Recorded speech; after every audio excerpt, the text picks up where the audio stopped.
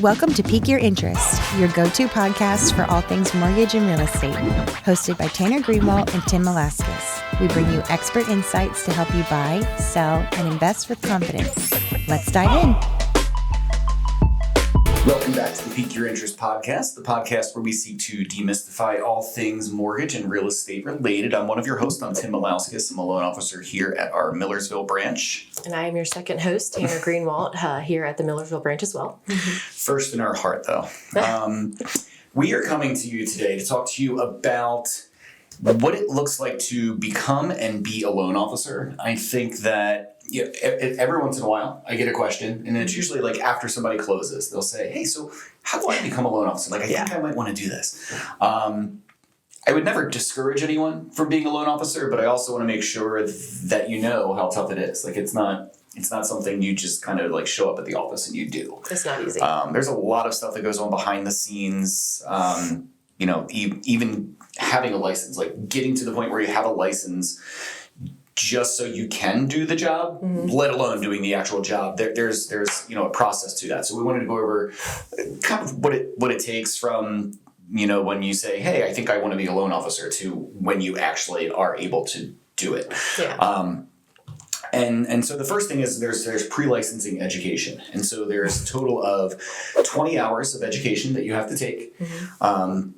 Most people, when I did it years and years and years ago, we got together as a group and we all went to a formal place to sit down and, like a classroom setting for those 20 hours. And it was over the course of, I think, 3 days. I think we did like 7 hours one day, 7 hours the next day, and like 6 hours the day after that or something like that. So it was over the course of 3 days we sat through these classes in order to get licensed. So it's a total of 20 hours total to be eligible for whatever the next step is. And the next step is you have to pass the mortgage loan officer exam.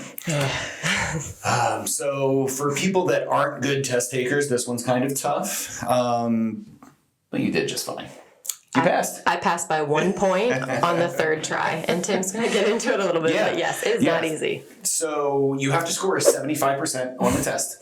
I think you have something like 2 or 2.5 hours to take the exam. There's lots of questions.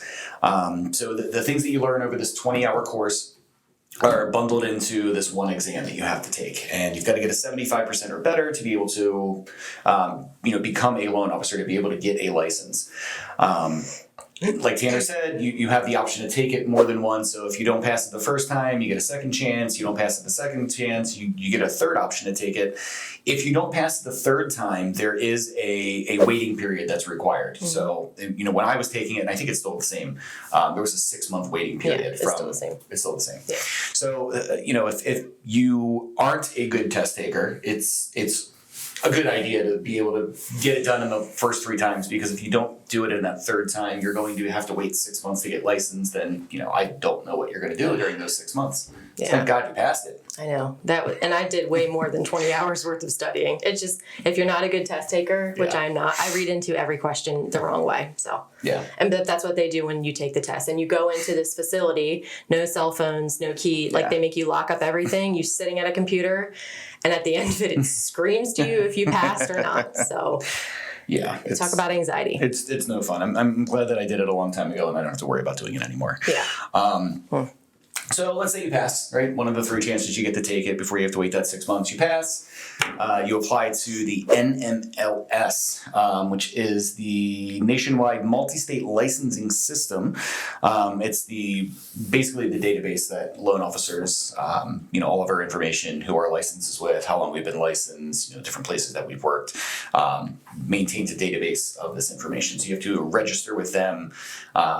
And there are some things that you need to do in order to register with them, and I'm going to let Tanner tell you a little bit more about that. Yeah, so once you kind of get to the NMLS stage, they do a criminal background check, and they also run a credit report on you just to kind of check in and make sure everything looks good. You do get notified afterwards whether you, I want to say, pass or fail. Right. They let you know what the outcome is, basically. And then pretty much the next step, which we have in front of us, you do have to pay fees, which it breaks it down on the NMLS page, the website. Another thing that I kind of wanted to mention was maintaining your license as well. So after you take the test and you pass, that's not the end of it. It's just the beginning. You don't have to retake that test unless you miss out on maintaining your license. So what does that mean? So each year, for Maryland specifically, we have certain, it's almost like brackets, so I'll read them out to you. So 3 hours of federal law and regulation, 2 hours of ethics, 2 hours of non-traditional mortgage lending, and an hour of electives. And that's just what it looks like for us to have to take this studying for Maryland. But we're not all just licensed in Maryland. Like Michelle and I were licensed in Maryland, DC, Pennsylvania, Virginia, all that good stuff. So each of those states that you're licensed in, they will come out and say, okay, you've got to do this required education for it. It could be 3 hours. Some of them are 2 hours. So the maintaining of your license, that's also kind of a big hill. Yeah, the continuing ed piece of this, the CE part of it is one of the least favorite parts of, I think, our job. And if you don't do this, like let's say you accidentally miss taking or redoing the state licensing exam that they give you, you have to literally take that test again if you don't maintain your license. So to not go through that anxiety again, as a loan officer, every single year, this is the thing you have to do. Yeah. And it's interesting because each state has some kind of requirement that goes along with it. And so some of them are, as little as 1 hour, some are as long as 3. So if you're licensed in 4 or 5 different states, you're guaranteed at least 5 hours of extra, classes that you have to take or, continuing ed that you have to take. The good news is that, it's offered in a variety of ways. Yeah. I know that you guys like to actually go to the classroom setting with a bunch of other people from First Home and, get through the class. I like it online. I like the self-paced. I can do it when I want. Well, I do that too sometimes. I feel like I think a combination of the two is probably fun. You get to see some people sometimes, but you get to take it on your own time otherwise. I usually wait until my wife and kids are asleep at night during the season, and I'll just crank out an hour or 2 at a time. And before you know it, over the course of less than a month, I'm done. Yeah. That's just my strategy. Yeah. So it helps me get through it. But it doesn't just stop here. So to say, you get licensed, you go through this whole entire process. Okay, now you are licensed as a loan officer. Yeah. What does that look like? So I think one of the biggest things is it's... Number one, it's not a 9-to-5 job, but number two, you have to absolutely market yourself. And I think we can touch on the two of those tremendously. Yeah. You want to talk about the whole 9-to-5 and why it's not that? Sure. We'll start there. Yeah, and we kind of touched on that a little bit in our last video, the lifestyle of the loan officer. It's not a job, it's not a career, it's a lifestyle. And what I mean by that is, most loan officers that I talk to don't have all of their work confined to the hours of 9 a.m. and 5 p.m. And so if you think about it from a home buying perspective, if I'm a home buyer, I work 9 to 5. I'm probably not taking off of work to go look at houses. Maybe I do sometimes, or maybe I'm really motivated, or I have a vacation day to burn or something. But for the most part, people are waiting until after work to go look at houses. They're waiting until the weekends to go look at houses. Some people wait until, holidays because that's the time that they have off. So we live in a very competitive world, a competitive market. People want to offer on a house when they see it, if they like it, because if they wait until tomorrow, somebody else may have, written in an offer on that house and the seller accepts. So you need to be able to act fast. And in order to be able to act fast, people like Tanner and I have to help. We have to be ready when you are ready, even if it's not when we want it to be ready. Mm-hmm. I certainly don't want to pick up my phone at 9 o'clock at night and run numbers for somebody, but sometimes that happens. The reality is, my work hours are not confined to 9 to 5. In fact, 3 p.m. is when I start getting busy. Once a shift of government workers starts getting off, looking at houses, and there's certain days of the week that are even busier. So as you get to Thursday, Friday, as new houses come on the market, as we get closer to a weekend, people get more excited about looking at houses. And so, later in the day, later in the week is when we tend to get busier. It's not that we're not busy Monday through Wednesday, because we certainly are.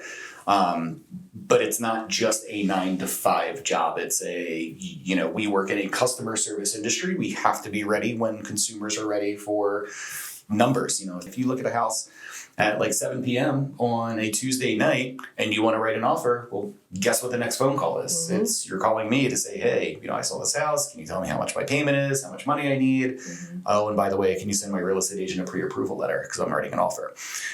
So it's certainly not confined to 9 to 5. So if you're the type of person that's thinking about becoming a loan officer, really should think about what that looks like as far as a lifestyle. Right. To add to that as well, it also gives you the opportunity to create your own schedule too, yep. Which a lot of people like about this job. So while it's not a 9 to 5, sometimes I think of some loan officers and just how we talk. Yeah. And, some people don't come into an actual office until 10:30, 11 because that's not when they don't have people contacting them until that time. Maybe they're doing something before then, but to be actually on and working, it's like, okay, well, maybe you don't have to show up until 10. Do I advise that? No.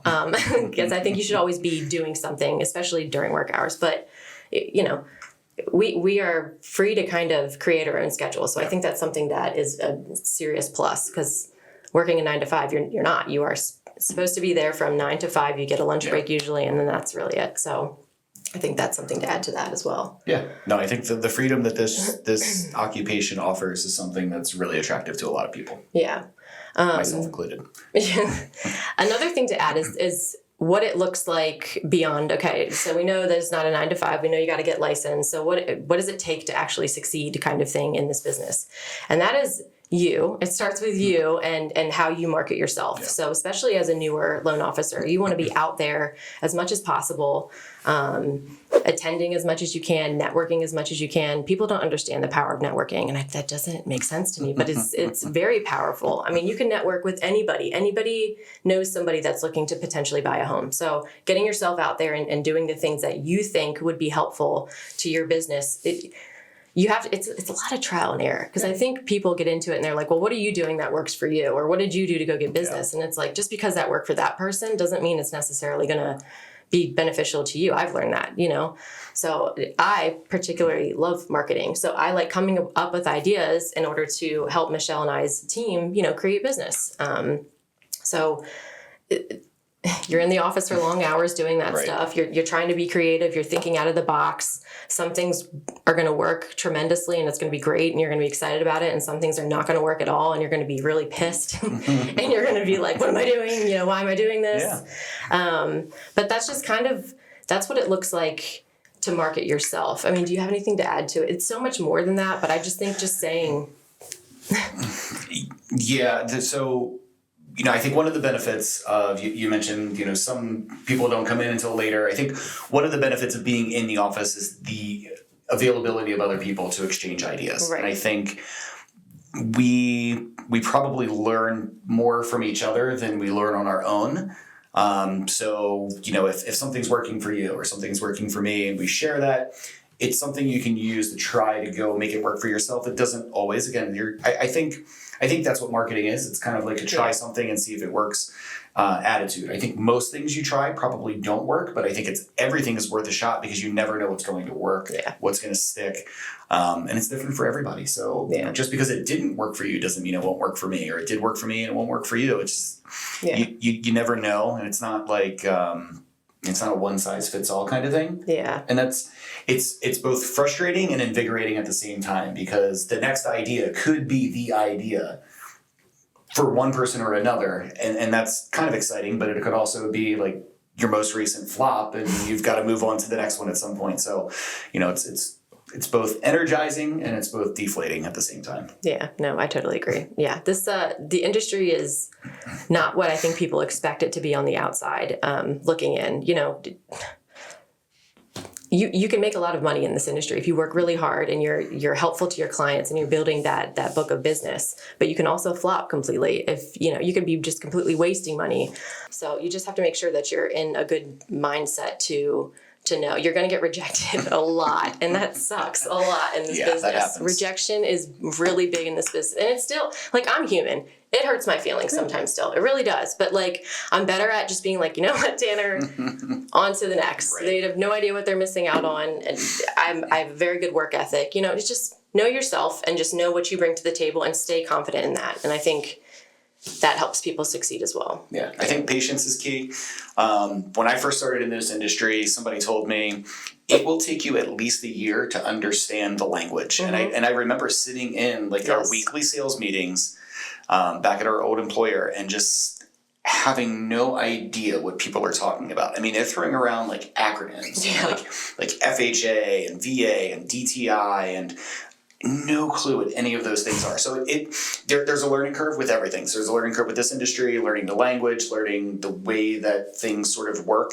But that also applies to the marketing part of it too, like learning how you best market yourself, what crowd you are best, suited for, how you make connections with real estate agents and, financial planners and other people that can help your business. I think there's a learning curve with all of it. And I think patience is the key to that, because some things are going to work, some things aren't, and it's just going to take longer for some people than others. But if you work hard and you have the patience and the vision, then I think you can make this work. Yeah. For me personally, getting out of my comfort zone was the biggest roadblock for this industry. Yeah. And I had no choice if I wanted to do this.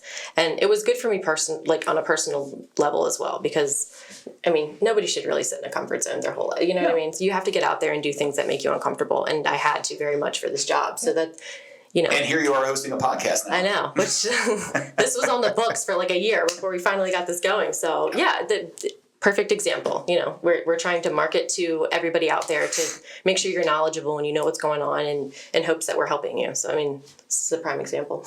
Didn't think about that. Yeah. So if you're the kind of person that's thinking about, hey, maybe being a loan officer is for me, then we certainly welcome that. We're always on the lookout for talent. We're always looking to recruit.